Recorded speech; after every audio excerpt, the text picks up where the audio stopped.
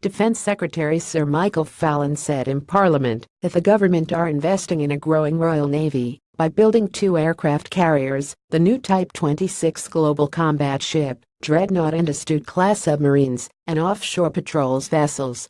Again, earlier in the year, while declaring 2017 as the year of the Royal Navy, Fallon said Britain's new carriers, frigates, aircraft and submarines begin a new era for the UK, providing unprecedented firepower. We are investing billions in growing the Royal Navy for the first time in a generation. 2017 is the start of a new era of maritime power, projecting Britain's influence globally and delivering security at home. This isn't true according to the UK Armed Forces Equipment and Formations document released by the government detailing statistics on vessels, land equipment and aircraft of the armed forces.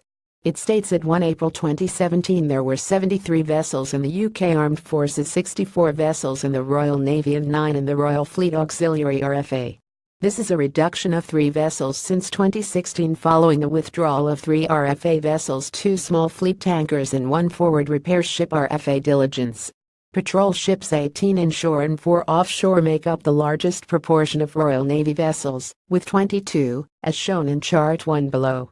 The total number of destroyers and frigates, 19, as at 1 April 2017, are also in line with SDSR Joint Force 2025 commitments. Further, according to the Defence Select Committee, the UK has a woefully low. Chair of the committee Dr. Julian Lewis advised earlier in the year that the government risked leaving the country with fewer than 19 frigates and destroyers.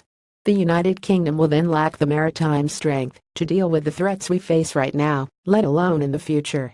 We are putting the MOD on notice that it must not let this happen.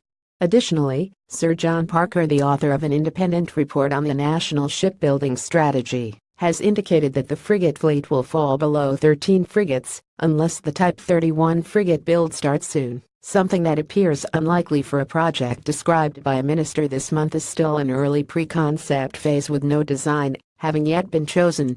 Julian Lewis asked during a Defense Select Committee session on the national shipbuilding strategy, so what you are saying, and this is a critical point, is that unless we start building the Type 31E frigates in parallel with the Type 26s, there is little chance of not reducing below our existing figure of 13 frigates all told. That, I must say, fits in with the projections I have seen, and it follows from that, therefore, that we have to consider the best way of building 2 classes of frigates in parallel, rather than in succession. Sir John Parker responded with one word: correct. 13 frigates are due to leave the service at a rate of 1 a year between 2023 and 2035. There remains serious concern about the funding and timetable of the fleet that will replace them.